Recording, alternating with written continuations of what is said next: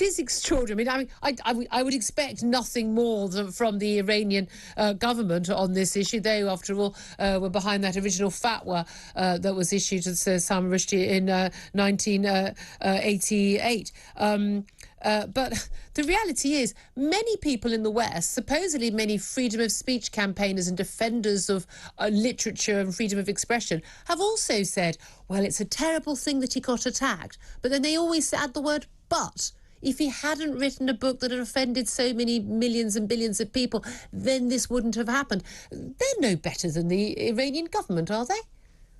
Well, I don't think so. In fact, in a sense, I think they're even worse. These are people who enjoy the benefits of free speech, yet choose to deny it from others in order to show off about how woke they are.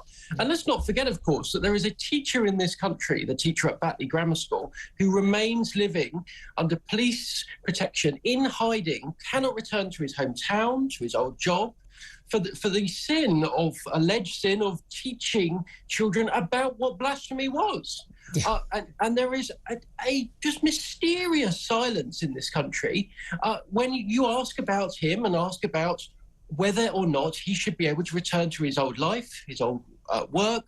And people seem to think, well, it's a little bit more difficult. If it's free speech, it's free speech. There cannot be carve-outs for one particular religious grouping. And that's the reality, is we do have a blasphemy law by the back door, and it's been a sort of a de facto effect, not just of the sort of the lefty brigades basically saying, well, you can't do anything to offend this particular religion because there's a minority group in this country and therefore have absolute protection, whereas, oh, you can absolutely say what you want about Christianity, not a problem at all, no problem with that. But there's also people, I mean, I've got to say, there are things that I don't say.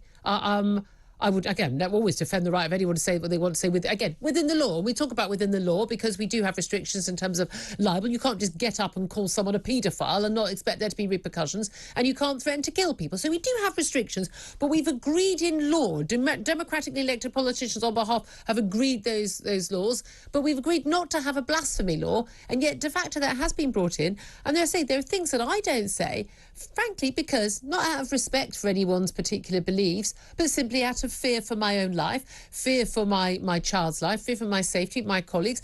There are things that I think an awful lot of media organisations and government ministers and politicians, people in the public eye, that we should say and do in public to stand up against this de facto blasphemy law and these threats. But frankly, we'd all rather stay alive. Well, and this is it. And there's this quiet censorship that goes alongside, which is people are just worried, so they don't say things that frankly, should say things. Yeah. And can you blame them when you had, and this is worth saying again, that back in the early 2000s, there were Labour particularly members of the House of Lords who stood up time and time again and demanded that the money that we were spending on Salman Rushdie's bodyguards were withdrawn from him. They said, oh, there's no threat, and if there is a threat, he's brought it upon himself. Well, every single one of those Labour members of the House of Lords today should be hanging their heads in shame. They were arguing that somebody should not be protected. They have exposed this individual to extreme danger, and they're now living with the consequences. There was already a Japanese translator that had been killed. Yep. He's now been stabbed. Every single person who has not stood up for Salman Rushdie over the years, including when it was difficult, ought to be thoroughly ashamed of themselves today. Absolutely. And when people like J.K. Rowling do stand up for freedom of expression, whether it's about Salman Rushdie's right to write any book he darn well pleases, or the rights of women when they're facing threats to our safety and our existence from trans rights activists, she faces death threats. And then organisations like Twitter, who supposedly think they're so right on and good, they don't take any action. And this is the difficulty we're in, isn't it? That people kind of want it both ways. Absolute freedom of speech, apart from unless you say something that offends me or someone I want to defend. And that's just not how it works. Talking with my guest Tom Slater on the show a bit earlier, we were saying about, we're both really surprised that in this day and age we're having to defend once again the importance of freedom of speech and how vital that is to maintain our democracy and our freedoms generally.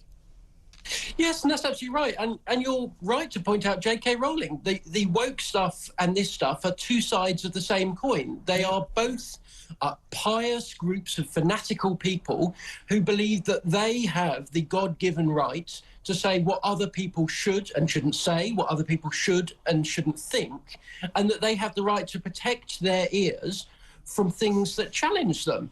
This is not the way a liberal democracy works. This is not how Western civilization became the most phenomenal force this earth has ever seen. It was precisely by challenging bad ideas, by letting people say things that are idiotic, letting other people say that's idiotic, and together working through that and being able to uncover something. And my worry is this red-green alliance of Islamists and leftists that trying to shut that down jeopardize our ability to weed out bad ideas in the future.